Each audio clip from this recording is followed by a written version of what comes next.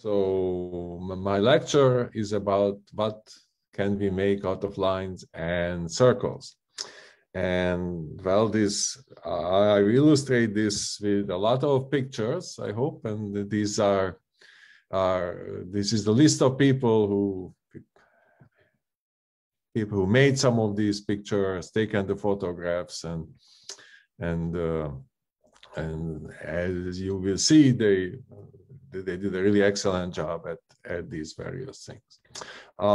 There's also a mathematical caveat. So some of the claims I will write as theorems. They will be imprecise, you know, but they will always be essentially right. So there will be some mathematical assumptions that are not very important for most purposes, but they are needed for the complete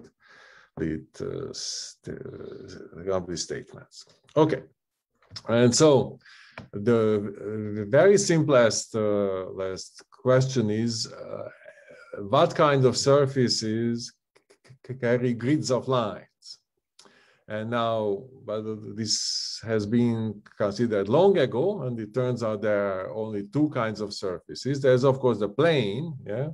In the XY plane, there are lots and lots of lines, but also there are the one-sheeted hyperboloids.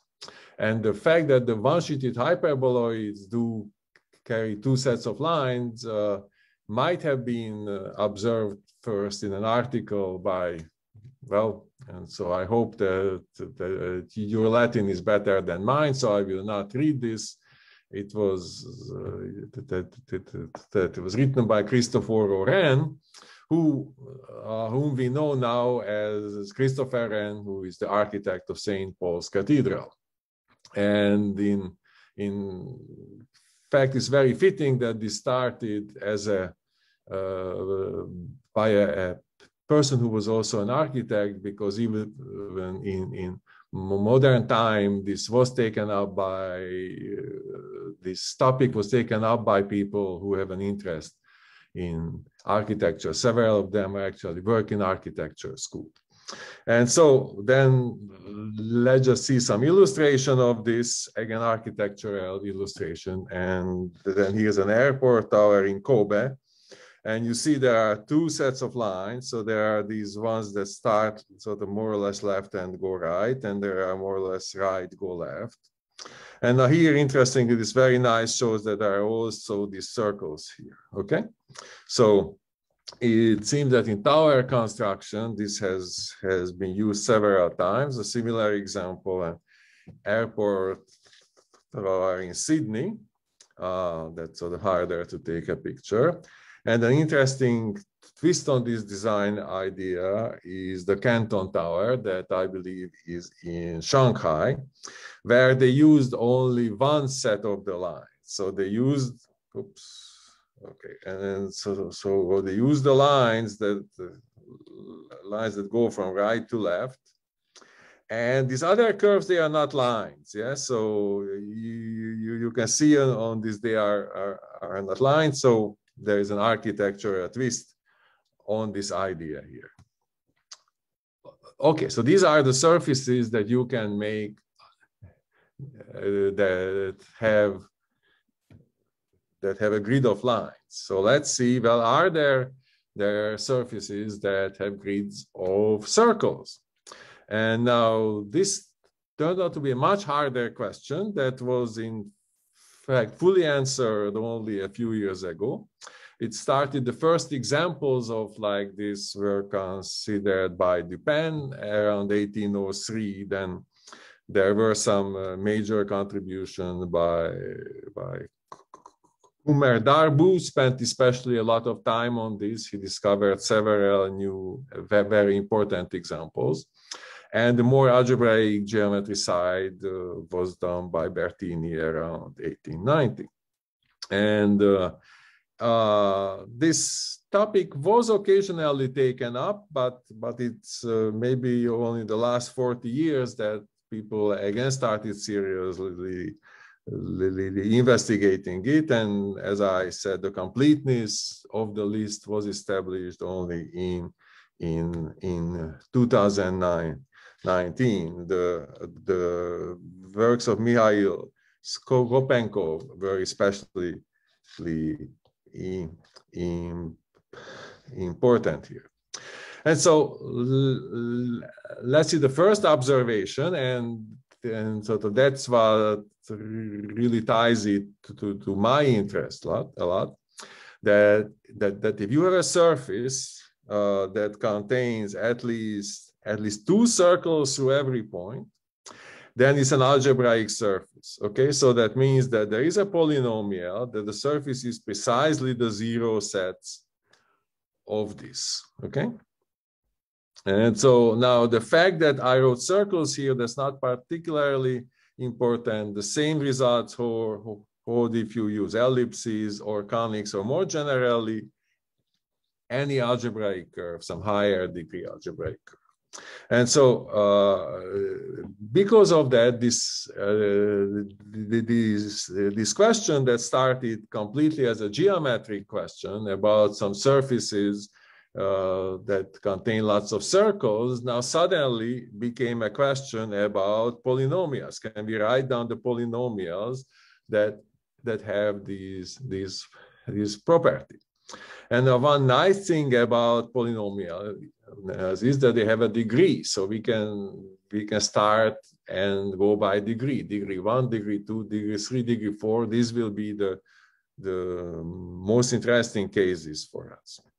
Okay, and so the degree 1 linear polynomials, the zero set, these are just the planes in 3 space, and of course planes, and of course planes have lots of lines and they have lots of circles. Now there is another well-known object that has lots of circles, and these are the spheres. And now here's a picture illustrating both. So there's a sphere here with lots and lots of circles, and there is a plane with lots and lots of circles. And now actually these two are related by stereographic projection here. And so I will not get into it, but it turns out to be that the stereographic projection maps circles to circles. So if something is a circle on the sphere, the image is a circle in the plane.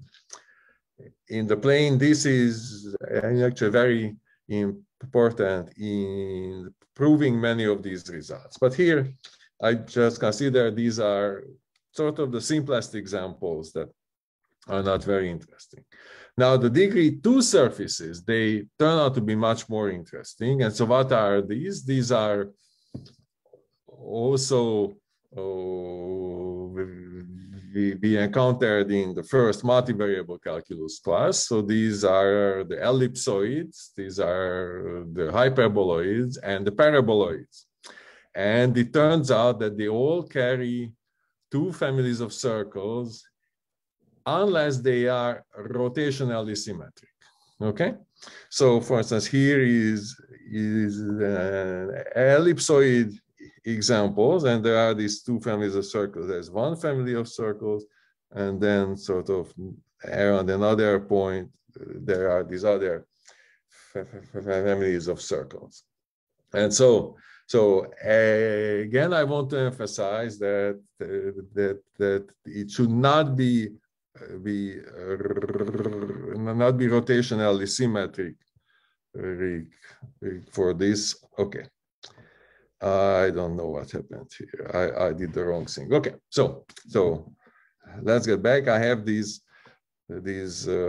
examples. Okay, now you see then, of course, if you think about ellipsoids and paraboloids and hyperboloids, then you intersect them with a random plane, then you get something like a conic. So it's an ellipse, parabola, or a hyperbola. And from the theoretical point of view, it is actually quite important to understand the difference between them. Now, you would think that geometrically the circles are the simplest objects, and the conics, ellipses, parabolas, hyperbolas, they are more complicated objects. But in fact, if you think about this mathematically, then it turns out that the conics are easy and the circles are hard. So for instance, if you want to write down a conic in the plane, then you just write down a degree 2 equation, choose A, B, C, D, E, F completely at random, and you get the conic.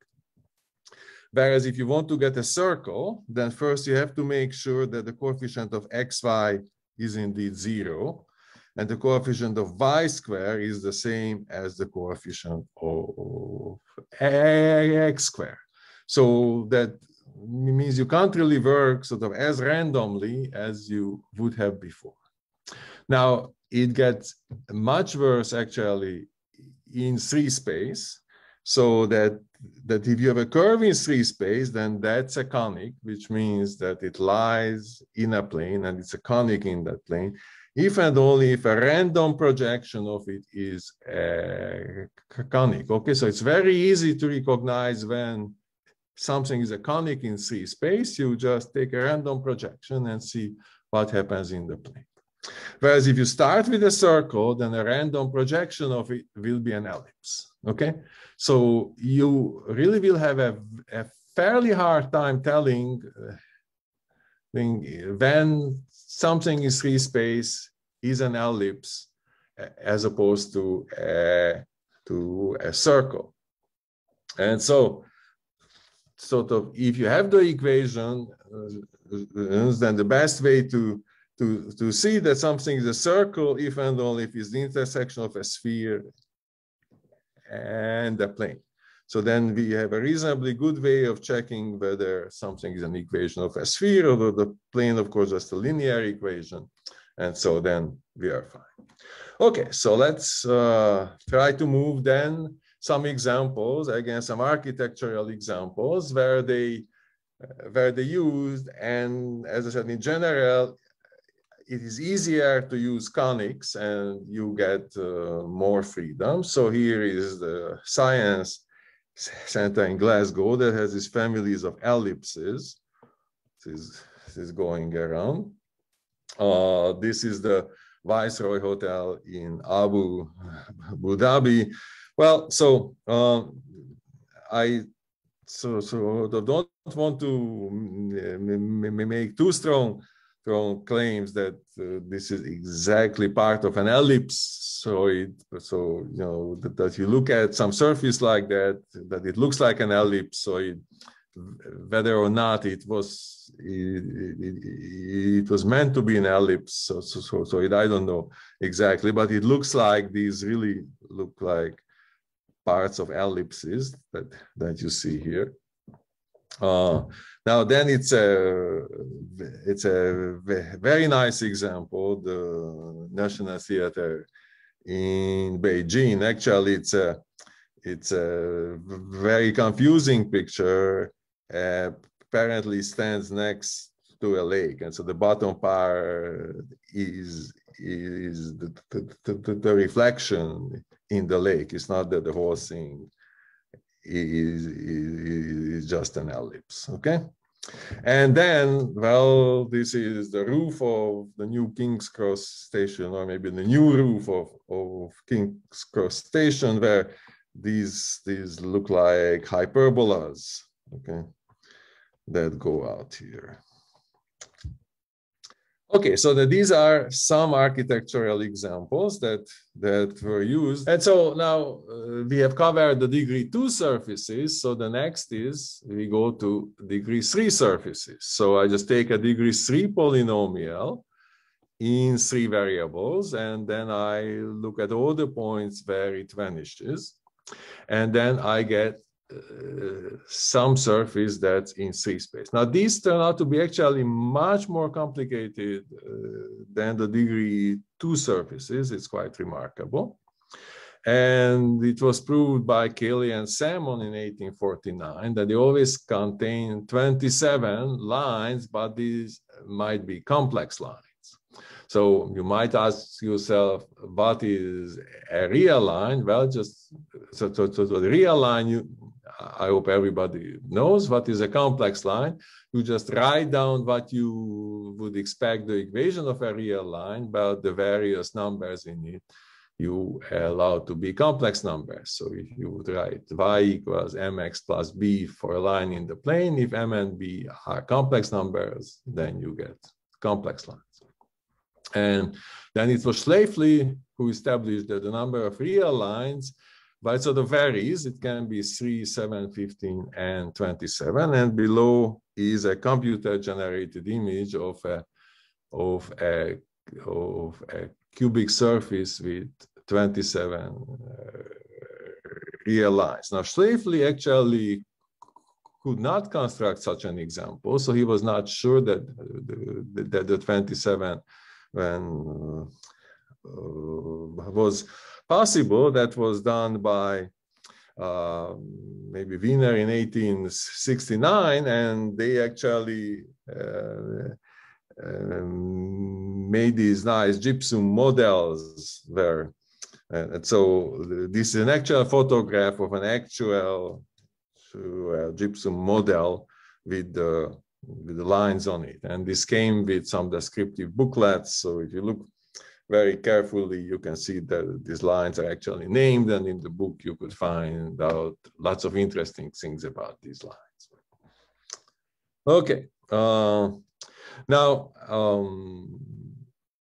as I said, when you look at that, in general, we understand the conics much better than we understand circles, and we have a very good understanding of the families of conics that are on a cubic surface. And so what happens if you intersect a cubic surface S with a plane?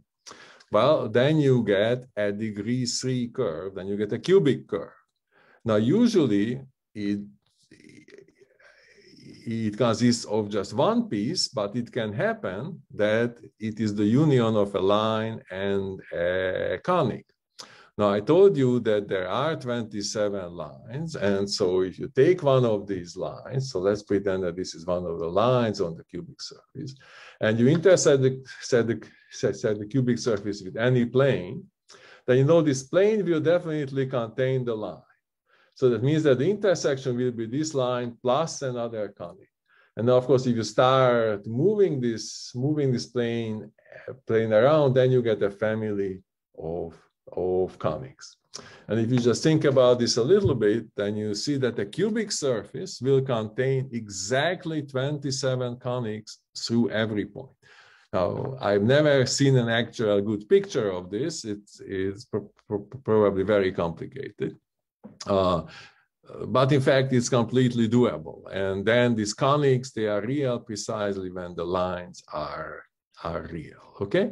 So there are these 27 families of conics. Now, but it turns out that out of this 27 family, at most 6 can be families of circles. And I wrote down an example for you. I think the theory is that maybe after 18 minutes of this lecture, we can look at an equation a little bit. So this is my equation of the cubic surface. This was somewhat carefully chosen, that things work out well. And then, here are the lines. So time t be at the point with coordinates, say t, 2t, comma 1, that's 1, or t minus 2t, 1, that's another line. So here are the 6 real lines. Now, it turns out that they all give families of circles. Let's see, for instance, when I look at this last family with the minus sign. Okay, so t minus t.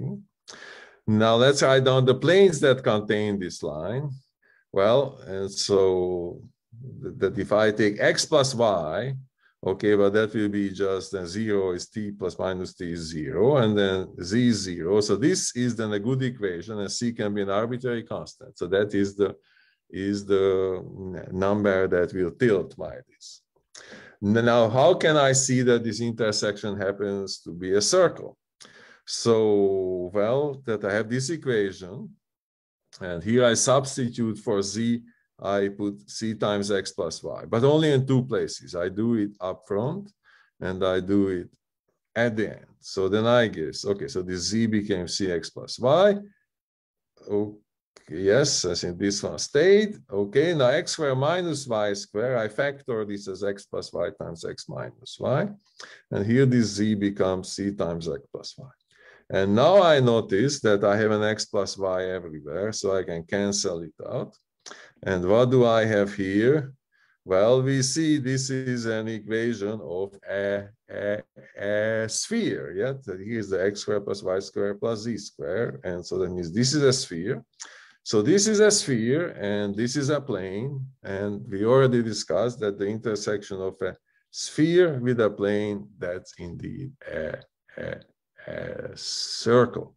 Now, if you don't like this kind of computation, then you can look at some pictures where this is done. So Niels Labes did this for me. And so there are the two lines. There is a green line at the top and there is a purple line at the top going through this point. And now the green lines generate the green family of circles. And the purple line generates the purple family of circles. And you see, as I come down, so at this level, I get one family. These 2 points give me other families. Let's just see them. So if I come down, there's an orange line and there's a black line, and they generate two families of circles. And then I come down at the very bottom, there's a red line and there's a blue line, and they generate two more families of circles. Okay? So then that means we have seen this with cubic surfaces. Now, I mean, I have not told you why exactly the 6 is the maximum, but can I improve it? You have to think about exactly how lines can lie on the cubic surfaces and when can they generate circles. So it is not an obvious statement, but it happens to be. These were the degree 3 surfaces. Now let's move to degree 4 surfaces. And now the simplest degree 4 surface that you probably have seen actually around is a torus, okay? So here is a torus. Now, what are the circles on the torus? Well, so there are some that if you look at the torus, you see right away two families of circles, okay? So there are the circles, so the red circles here that go around maybe on the outside, and there are the blue families that sort of cut it up. So they start outside and then they go around the inside and they come back. Okay, so these are the blue families. Okay, and so that's good. Now, well, are there more circles on the torus? Well, it is actually not easy to see, and it was only in 1848 that these were described by Captain Vlarso, a paper in 1848, that there are these circles that sort of start here outside and then they go inside the other. Okay, so here the outside and then they go to the other side of the hole and then they go around and they come back. So these are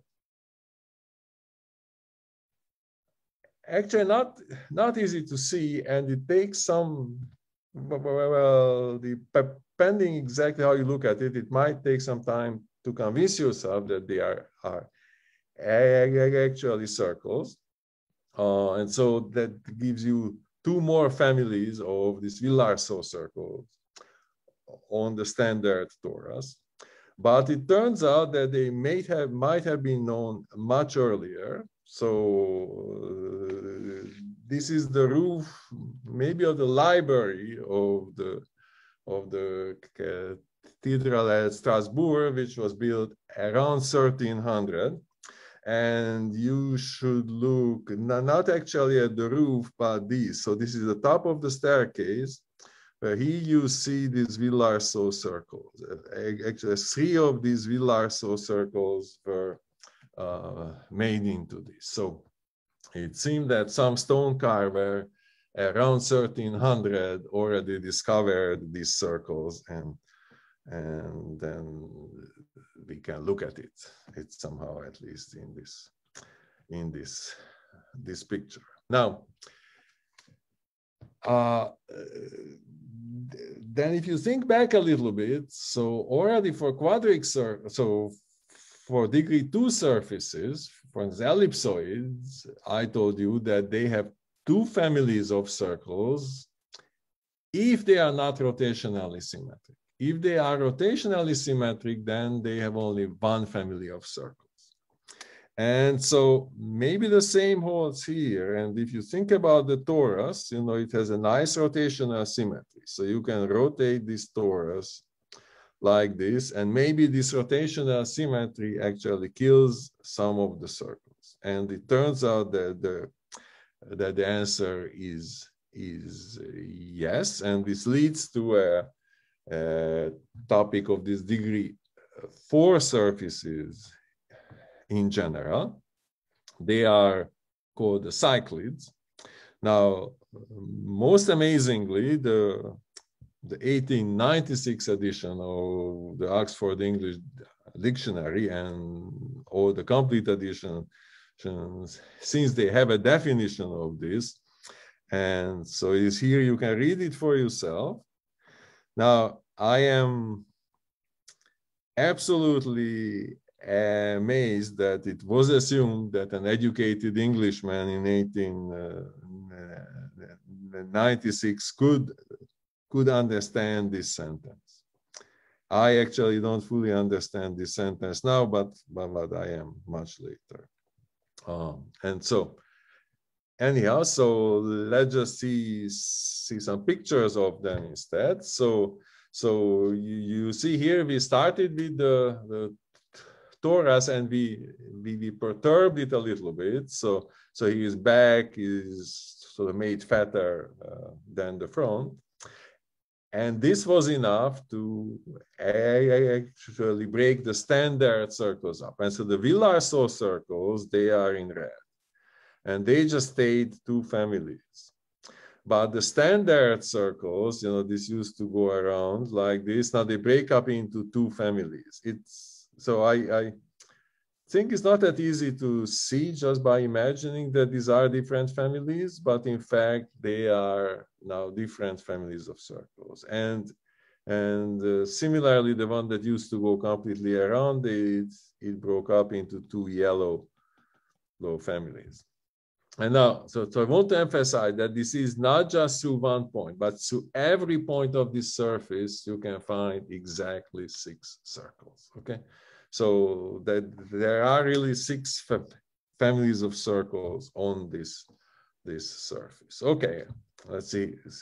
Then here's another picture, more or less looking at it from above with different colors, again, to see these 6 families of circles. So, and now there is a theorem of Darboux around 1880 that a cyclid, so that means a degree 4 surface, maybe for us, that can have up to 10 families of conics, and only 6 of these can be circles. Okay, and so then a more precise version was taken up more recently, and so it turns out that after suitable coordinate changes, you can always write it in sort of this form. So, you know, x squared plus y squared plus z squared, you know, that's very good if I want to find spheres or circles to have squares, but I want to make degree 4, so I square it. And then again, I just have these squares and the constant, and we get 6 circles if sort of these conditions hold. So D has to be positive, and then sort of these inequalities hold, then in fact we do get 6 families of circles. Again, this is not an easy computation, and I could not find an equation of the circles in general that would conveniently fit on a slide. So it's rather complicated formula if we want to understand it like this. Okay, now then sort of just to show that there are some different shapes of degree 4 surfaces, well, maybe with only 2 families of circles. So you know, I mean, I think this here is a quite interesting shape, and actually maybe the most interesting is the one down here, because it has two components. So this is in fact 1 degree 4 surface. It sort of happens to consist of 2 parts, and there are the 2 families of circles on actually both parts. Okay, so well, and now one can go then to higher degree surfaces, and now then the surfaces with 2 families of circles, they get rarer and rarer, and then it turns out that the largest degree where it can happen is degree 8. So, and here is a nice example of a degree 8 surface with 2 families of circles. It's sort of a little bit hard to see. I think these parts of the circles you see quite well, but sort of these circles are sort of harder to see exactly what they are doing. But they are there, and then we have these 2 families of circles on this degree 8. So I just want to say that sort of by now we have a complete list of all the surfaces that do carry at least 2 families of circles. And well, maybe some architect will use these more complicated ones at some point. We don't know, but sort of, I mean, this is the end of sort of one story. And so now, you know, I mean, you might say that this was a story, it was very much in the past. So maybe in the last 40 years, it was sort of fixed up, and well, I mean, there were some new surfaces found actually in the last 40 years that were not known before, but in some sense, the most interesting examples were known to Darboux, and then so the various details got settled. But what is the relationship of this with some more modern algebraic geometry? So let's try to see, first of all, what is modern algebraic geometry? Is to study of geometric objects defined by 0 sets of polynomials. And so then in general, okay, well, I like to work in arbitrary number of dimensions, of course, and then I have a bunch of equations, and these have to be polynomials. Now, it turns out that for the purposes of what I want to say, when I have just one polynomial, that's already a quite good example.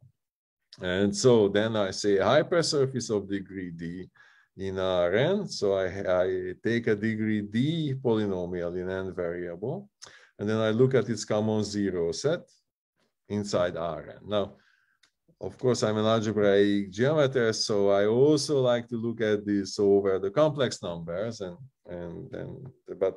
but I think just to imagine things first, the real case might be more example. And if you like a very concrete example, then sort of just take x1 to the d plus x2 to the d plus xn to the d minus 1. This is already a very good illustration where very complicated things can happen already for sort of this surface. And of course, then in general, things get much more complicated. Okay, and so now the question I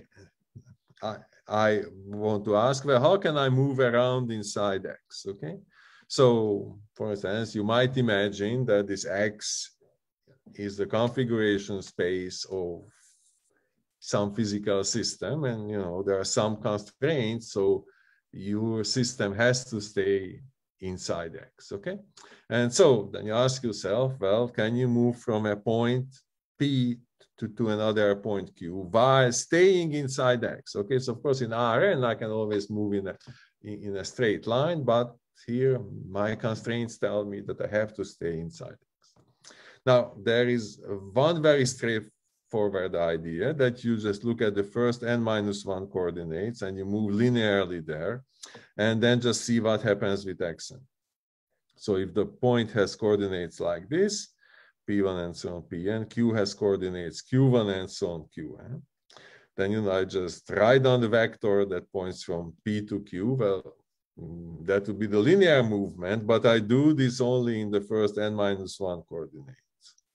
And then I see, well, can I follow it up along with x and t? So now, so these I know, these move very simply, but the last coordinate, well, I get some conditions. And the problem is that to figure out what xn is, for any value of t, I need to solve a degree d polynomial equation. Yeah, because I need to satisfy that equation that if I put an f here in front, so I need to satisfy the equation that this f equals 0. Yeah, this is the equation. Okay, and so now, but so the solving polynomial equations, well, degree 1 is great, degree 2 is still okay, but any higher degree is actually quite tricky, both conceptually and computationally. Okay, so that means that although this method is sort of very good as far as the first n-1 variables are concerned, it gives me something very, very complicated in the last variable. So let's see how I can do simpler. And now here's an example. For instance, our old friend, the one-sheeted hyperboloids. So for instance, if I want to move from, let's see, what color should I choose? Okay, maybe purple. So if I want to move from this point to, for instance, this point, then I can take the shortest path, but maybe if I choose to move along straight lines, I can move along straight line here until the intersection and then move along straight line. Okay? And so now this means that if I have any 2 points on this hyperboloid, then I can move between these 2 points by just following straight lines. Okay, so first one straight line and then another straight line hits the point. So that means I can move on at least piecewise linear paths. Okay, and so now that's what I'm asking myself. Well, is that something that I can do in higher dimensions? And then in general, the theorem is that as long as the degree is less than or equal the number of variables minus 1. So before that, the hyperbolic examples, number of variables was 3 and the degree was 2. So that completely fits here. Then the statement is there's a piecewise linear path between any 2 points. So that if I have these 2 points, well, it may be a very zigzaggy path, but there is a piecewise linear path. In fact, you should be able to do it using at most n different line segments, or maybe n-1 line segments. I think that's probably the optimum. Now, but there is one big caveat to this statement, that in general, this path involves complex lines.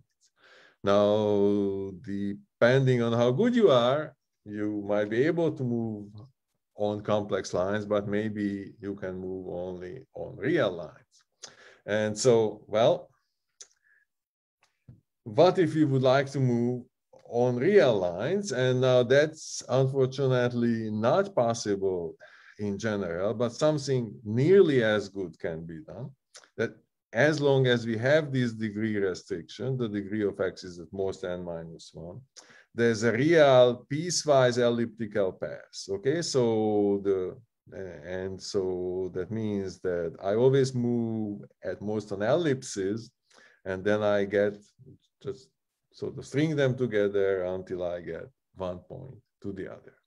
Now, there is one sort of small caveat here. So let's see, what's the example? So you see that we already saw that it can happen that these algebraic surfaces, the real points, they have several parts, okay? And so, for instance, here there is this part on the left and there is this blue part. Now if I would like to move from a point here to a point there, I cannot do it on any path, yeah? That at some point I have to make a jump. And so then the theorem says that as long as I'm on the same component, I can make, well, I don't know exactly, but maybe I can make a piecewise elliptic path that goes between these two. Okay, so now this was a degree restriction. Let's see if we can go higher. Maybe we can do better. So what would be then the right generalization of lines and conics? And now this turned out to be the rational curves of degree R. So, you know, that you think of the lines, that you start with the variable t, and then, so all the coordinates are just linear functions of it. Now, it turns out that if you look quotients of linear functions with the same denominator, then you still get a line. So, for instance, if you have t over t plus 1 and 2 over t plus 1, then this gives you the line 2x plus y equals 2. Okay? So then, if these are just linear functions, they give you line. If they are degree 2 functions, then you get conics. For instance, here this example, t squared minus 1 over t squared plus 1 and 2t over t squared plus 1, that gives me precisely the circle. And so this should look familiar for you from the Pythagorean triples, okay? T squared plus 1, t squared minus 1, 2t, that gives you Pythagorean triples if t is an integer. Okay, and so these are closely related. But now, then in general, we can get more complicated rational curves like this, so that I just choose them polynomial. And now the nice thing about these curves, they are sort of very easy both conceptually and computationally. Certainly computers are very happy computing values of polynomials. They do that fast. So finding roots of polynomials is a very complicated problem, but computing the values of polynomials is a very easy problem. So that's why we like these pairs are very easy to describe. And now, well, okay, so before we had n-1, and now here we can go up, we can go up one more degree. Okay, so if we go up one more degree, then it turns out there's a piecewise conic path between any 2 points. Okay, so usually there is no piecewise linear path in this case by now, but there is a piecewise conic, so I move on conic. Now, again, there is this caveat that these conics might be complex conics, and if you don't like moving on complex conics, we have the same doubling as before. that if you like to move on just real pairs, then there is a degree 4 pairs. So all the pieces are degree 4 rational curves that you get. You can string them together. You can move between any 2 points. Again, of course, as long as the points are on the same component. So if there's a continuous path, then you can write down something that's a piecewise degree 4 path. Okay, now, well, you might ask yourself, okay, so these are just the degree 2 rational curves and here degree 4. Maybe we can increase the degree up, but unfortunately, in some sense, our story ended here, that because if the degree of x is larger than n, and then there is no rational curve path through most points. So not just I cannot connect my point to any other point, but maybe I cannot even start. So if I take a sufficiently general point, I cannot even start on a rational curve. Now, you might say that this is a very unfortunate end to the story, that we went up to degree n, and so then it ended. But of course, as happens in mathematics, you think when you finish something, then in fact you can start lots of new things. And now we move into things that have been very, very actively investigated in the last 20 years with lots of open questions. So let's move in to these new stories. Well, and so, well, rational paths. You see now, so far I have illustrated everything just with hypersurfaces when there's one equation. Now, of course, in practice, usually there are lots of equations for things that come up. And now we say that a variety is rationally connected if there is a rational curve path between any 2 points. And now, okay, you can actually make this definition, that's fine, but it turns out to be that this is a very, very important class of algebraic varieties. And sort of this notion is closely related to the positivity of Ricci curvature, symplectic geometry, and number theory via counting points. And so maybe I just want to mention the symplectic geometry question. So if you have a complex algebraic variety, then it has an underlying symplectic manifold structure. And the conjecture is that sort of this property is actually entirely a property of the underlying symplectic manifold. That sort of somehow, while we are doing this out of polynomials and algebraic geometry, the conjecture is that something symplectic is completely hidden behind it. Now, then another very, very active area is the number theory without counting points. So, you know, if you think of Diophantine equations, then typically what you see that if the degree is low, they tend to have lots of solutions, or at least frequently they have lots of solutions. So degree 1 equations are easy. Degree 2 equations have been studied a lot. They frequently have lots of solutions. Degree 3, again, have some cubic surfaces are very interesting. You know, there are a series of conjectures here that were started by Manin and his co-authors, and there are some very interesting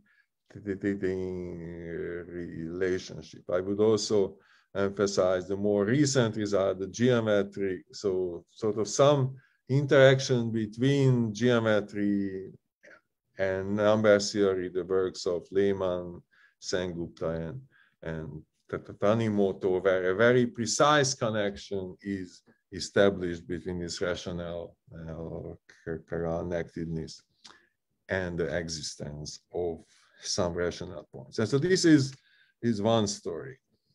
Now then another there are stories that you see. So before we just try to write down paths that depend on just one variable. Okay.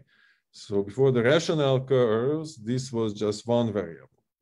Now, what do we get if we, and so that means that, if I'm at a point, I can move at least in one direction on this rational curve. And now, well, sort of that if I have something like this, that means I can move in every direction on a rational curve. And then maybe this is really nicest if this is actually unique, that if I arrive at a point, there is a unique way of arriving at this point. So this map is a bijection. So, that this should be something like a point inside X. And this is a bijection almost everywhere. And now, well, so now here the hypersurface question that we had before turns out to be very interesting. This is again a very active and very difficult area. So there are some known cases. Well, so the degree 1, well, of course, is not very interesting. Degree 2 is already quite interesting, and it was established by Hipparchus more than 2100 years ago. So this is a very old theorem. Now the next case, weighted longs, if you have a cubic surface inside 3 space, then it was Klapsch who proved that yes, a parametrization like this is possible. Now then again, a long gap, if you look at cubic hypersurfaces inside 4 space, then Clemens Griffith said that they don't have a parametrization like this. It's very intriguing. Degree 4 surface in C4, I think almost at the same time, Iskowski-Manin proved that. Then in higher dimensions, of the first general result was done in 1995, basically d larger than 2/3 n. So then, if d is between basically 2/3 n and n, then there are lots of rational curves, but no parametrization like this. And then recently, well, Schrader made a huge improvement. So this 2/3 n became a log n in this case. Now there is a very mysterious case that's missing the cubics in 5 variables. Now this is a bewilderingly difficult problem. And so it was first looked at by Morin in 1940. Who claimed that the answer is yes, they have a parametrization like that, but turns out that he was wrong, okay? And then the whole thing changed quite a lot by a conjecture of Hesset in 1999. We sort of, so he conjectured that the answer is sometimes yes, mostly no. But in fact, he has a very precise conjecture, so when the answer is yes and when the answer is no. It's not just that maybe, but he has a very precise conjecture that connects the structure of the Hodge structure on the middle cohomology to the answer. Now, there has been some progress on this. Russo and Stagliano